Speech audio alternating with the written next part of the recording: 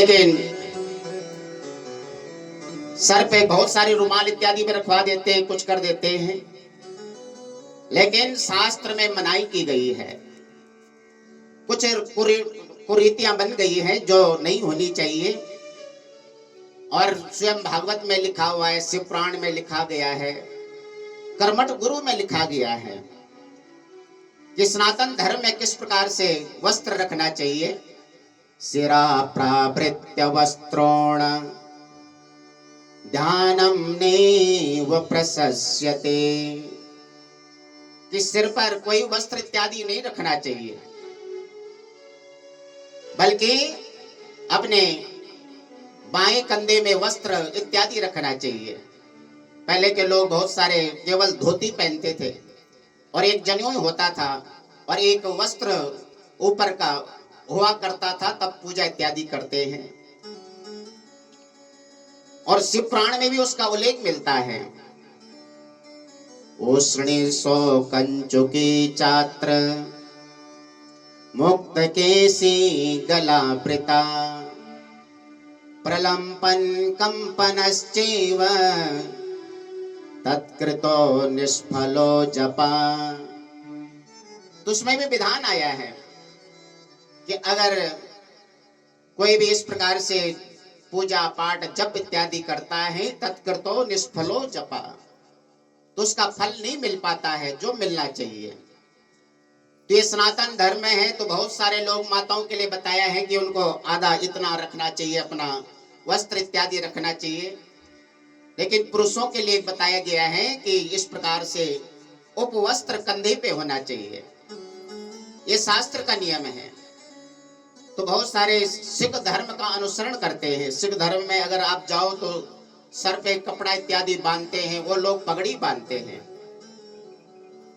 और आपने जहां भी देखा होगा, बड़े बड़े ज्ञानी व्यास गद्दी पर बैठे हैं, पूजा इत्यादि कराते हैं, तो उनके सर को आपने देखा होगा कभी पगड़ी नहीं बांधते हैं। या तो उनके पूरे बाल कटे होते हैं या तो बाल होते हैं, क्योंकि सनातन धर्म में ये नहीं बताया है। सनातन धर्म अलग है। अन्य जो मजहब पंथ इत्यादि बने हैं, उनमें इन चीजों की रीतियां बनी हैं। और इसमें जब गांधारी ने दुर्योधन से कहा कि मैं तुझे अपनी पूरी शक्ति प्रदान करूंगी, तो मेरे पास निवस्त्र होकर के आना, तो भगवान कृष्ण ने केले का पत्ता बंधवा दिया महाराज। गांधारी ने अपनी शक्ति प्रदान कर दी, तो जितना शरीर आवरण से रहित था वो सारा वज्र का बन गया और बाकी वो छूट गया था। तो इस प्रकार से कई शास्त्र में दिए गए हैं हमारे सनातन धर्म में, किस प्रकार से पालन करना चाहिए। धोती इत्यादि पहन सको तो अच्छी बात है, नहीं तो शुद्ध वस्त्र पूजा पाठ के लिए बताया गया है। तो यहाँ पे भी यही नियम बताया गया है कि किस प्रकार से पूजा पाठ इत्यादि यज्ञ अनुष्ठान इत्यादि करना चाहिए। तो यज्ञ अनुष्ठान इत्यादि के लिए नियम की आवश्यकता है, लेकिन जब कोई भजन कीर्तन इत्यादि करता है तो उसके लिए कोई नियम नहीं है। भाए कुभाए अनख आलसौ नाम जपत मंगल दिशि दसौ। कीर्तन भजन में आप किसी भी प्रकार से कर रहे हैं तो फलीभूत हो जाता है। तो यहाँ पे सूत जी महाराज 88,000 ऋषियों को ये व्रत और भागवत का नियम बताया है कि विधान क्या है, नियम क्या है और ये भागवत क्या है, उसके बारे में श्रवण कराते हैं। निगम कल्पतरोर्गलितं फलम सुख मुखादमृत द्रव संयुतम पिबत भागवतम रसमालयम मोहरहो रसिका भुवि भावका। तो ये भागवत क्या है? वेद रूपी कल्प वृक्ष का पका हुआ फल है, गलितम फलम। आप कहोगे फल में तो गुठली छिलका इत्यादि होता है, क्या इसमें भी गुठली छिलका है? बिल्कुल नहीं, केवल अमृत भरा पड़ा है इसमें। अमृत द्रव संयुतम। तो फिर क्या करना चाहिए? कहते हैं इसे पीना चाहिए। व्यास जी चाहते तो कह देते शृणु तो भागवतम, लेकिन नहीं कहा। व्यास जी कह रहे हैं पिबत भागवतम, भागवत को पीना चाहिए। तो पीने और सुनने में अंतर है। सुनना किसे कहते हैं? एक कान से सुना, दूसरे कान से निकाल दिया, इसे सुनना कहते हैं। और पीना किसे कहते हैं? कि आपने दोनों कर्ण पुटों से सुना और हृदय में उतार दिया, तो इसे पीना कहते हैं। इसलिए व्यास जी महाराज कहते पिबत भागवतम, इस भागवत को पीजिए। एक बार नहीं बल्कि बार बार पीजिए। मोह रहो रसिका भुवि भाव का। तो बार बार इसे पीना चाहिए, जितना हो सके पीजिए महाराज। भक्तों की प्रेम भक्ति को देख करके भगवान ने भक्तों से वर मांगने को कहा। भगवान के भक्त कहते हैं कि प्रभु हमें संसार की भोग वस्तु नहीं, बल्कि आपके चरणों में हमें तो प्रेम चाहिए। इस संसार में कोई अगर सार है तो केवल भगवान की भक्ति है। संसार में विषय सुख से जीवन कल्याण धन्य नहीं होता है। आयु प्रतिपल क्षीण होती जा रही है। विघ्न भी बहुत आते रहते हैं, लेकिन इनसे बचने के लिए भगवान के दर पे आना पड़ेगा। ये संसार असार है। भगवान ने तो पहले लिख दिया कि संसार क्या है? दुखालय है।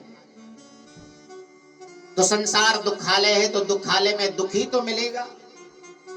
भोजनालय में जाओगे तो भोजन मिलेगा, पुस्तकालय में जाओगे तो पुस्तक मिलेगी।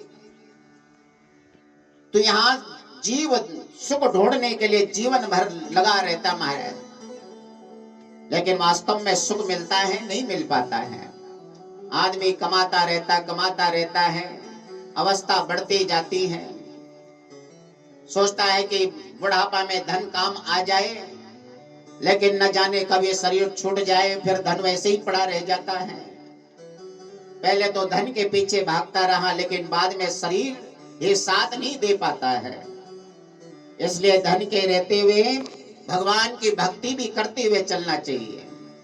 असारे संसारे बेसय बेस संगा कुल दिया क्षणार्धम चेमार्धम पिबत शोक गाथा तुलसुधाम किमर्थं व्यर्थं भो व्रजत कुपथे कुत्सित कथे परीक्षित साक्षी श्रवण गत मुक्त्योक्ति कथने। ये संसार क्या है? असार है। असारे संसारे विषय विष संगा कुल दया। इस संसार में कुछ भी सार नहीं है। इसलिए व्यास जी कहते हैं कि समय रहते हुए भगवान की भक्ति कीजिए। क्यों फालतू में इस प्रकार से सोच रहे हो कि हम अमर हो जाएंगे? शरीर एक ना एक दिन तो समाप्त होना है। विषयों का ध्यान करने से मन क्या होता है? भगवान में नहीं लगता है। तो 7 दिन में ही भगवान की भक्ति करनी चाहिए। प्रत्येक प्राणी को 7 दिन में ही जाना पड़ता है, क्योंकि दिन तो 7 ही होते हैं। सोम मंगल बुध बृहस्पति शुक्र शनि रवि, फिर सोमवार प्रारंभ हो जाता है। तो इन 7 दिवसों का सदुपयोग करना चाहिए। इसलिए जीवन के 7 दिन ही है। विघ्न संसार में आते रहते बहुत सारे हैं। इसलिए अनुपम सुधा का पान कीजिए। विषय के आसक्ति के कारण व्याकुल बुद्धि वाले पुरुषों, व्यास जी कह रहे हैं, अपने कल्याण के उद्देश्य से आधे क्षण के लिए भी सुख कथा रूप अनुपम सुधा का पान करो। भगवान की भक्ति के लिए 8 घंटा काम करते हैं तो कम से कम 2 घंटा भगवान के लिए निकालिए।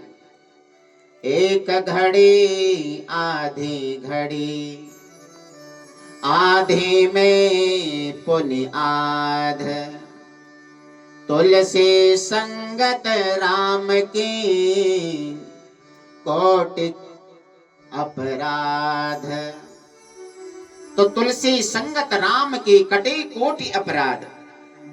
इसलिए भगवान के लिए समय जरूर निकालना चाहिए और जीवन में जहां तक हो सके निंदित कथाओं से युक्त कुपथ में व्यर्थ में पढ़ के जीवन को बर्बाद नहीं करना चाहिए। भगवान की कथा कान में पढ़ते ही जीवन धन्य होता है और इसके साक्षी कौन है? परीक्षित महाराज हैं। परीक्षित महाराज को साफ हुआ था कि 7 दिन में उनकी मृत्यु हो जाएगी, लेकिन इन्होंने इन 7 दिनों का सदुपयोग करके अपने जीवन को धन्य बना दिया।